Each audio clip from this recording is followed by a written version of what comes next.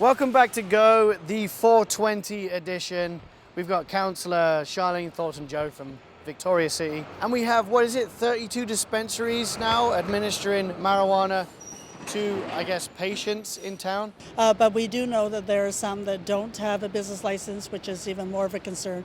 It's sort of a catch-20. How do you give a business license to something that currently is not legal, but we realize that is going towards that direction?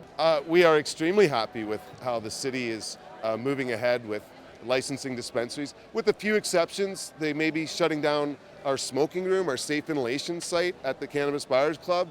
So that's really a concern, that they would license the sale but somehow not allow the consumption on site.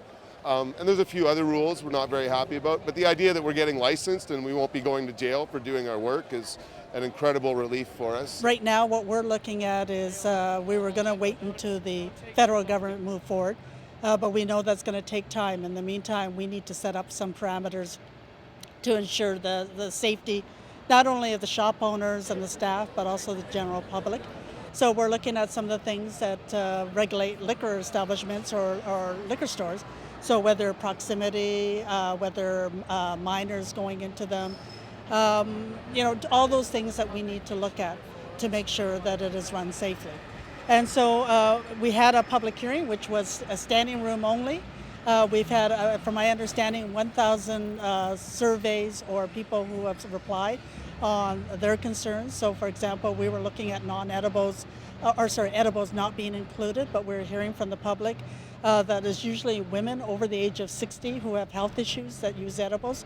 So we're going to have to take all this information and make some decisions of where to go to from here. It's going through its prohibition stage, and then they'll legalize it, and they'll just tax the hell out of it like they've done with liquor, and it's you either get on board with it or you just continue buying it off the street from, your buddy Joe down the block kind of thing or whatever. So I hope Joe's not watching.